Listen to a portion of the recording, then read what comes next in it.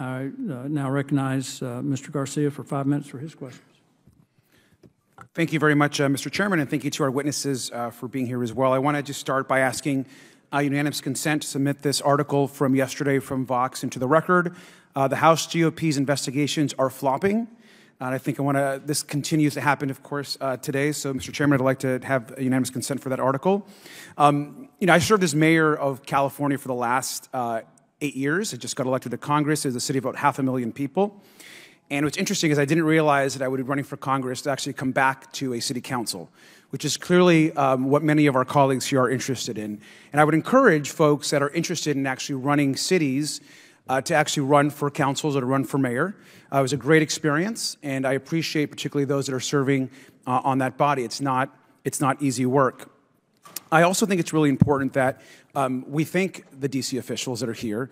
As a now part-time resident of the district, you have a city that is clearly focused on density, on good transit, on a great bike network, which I think is enviable for cities across the country, and you're taking on issues around criminal justice reform, which are also really important.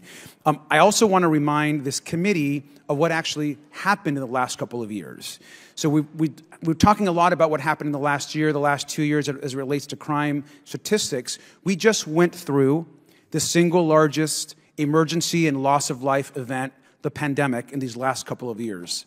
What we've seen in cities across the country are absolutely challenges as it relates to safety, folks that are unhoused, and responding to the emergency as cities come back. And so we have gone through a massive emergency, and now we're all working together to build back. And so I think that's important to put this discussion actually into a little bit of context as it relates to the pandemic.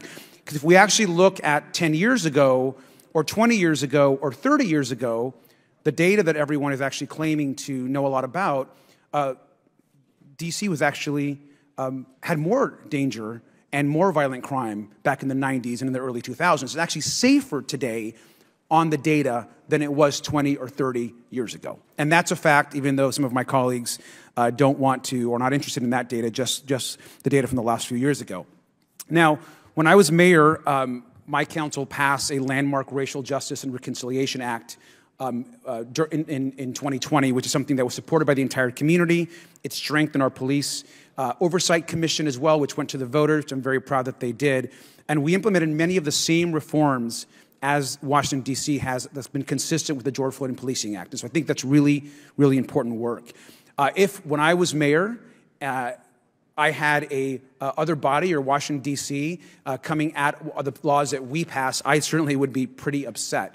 Home rule is actually very important, and I'm not sure if my Republican colleagues are so interested in trying to bring up data about Washington, D.C., then we should do the same and focus and have hearings on states. We should be having hearings on why Texas has more uninsured people than any other state in the United States. We should be talking about why Louisiana and Mississippi have some of the lowest life expectancy of any other state. Those are also data points that my colleagues are not interested in having discussions about or having hearings around. I have no interest in telling Mississippi or Louisiana or Texas how to run their states, and my colleagues should not be involved in the business of trying to involve how a city actually runs their operations. And so I hope that's something also that we can look at in the weeks ahead. I believe in home rule. The people of D.C. deserve better than this hearing, and they absolutely deserve statehood.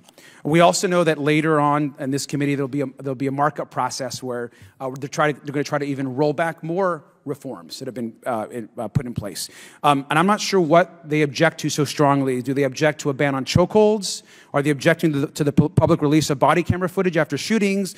Are they objecting to civilian oversight of police? Are they objecting to a public database of legitimate allegations of misconduct? Maybe they're objecting to increased accountability for police officers. Are they objecting to restrictions on car chases? I'm not sure what they're objecting to actually, but these are all obviously important measures around criminal justice that the district of D.C. is actually putting in place. And so I don't have any questions for all of you because I think this hearing is actually a waste of everyone's time. I want to thank all of you for your service to the city, all four of you. And I look forward to our future committee hearings where we go over all of the states across the country that obviously we can talk a lot about data and how they're also failing. So with that, Mr. Chairman, I yield back.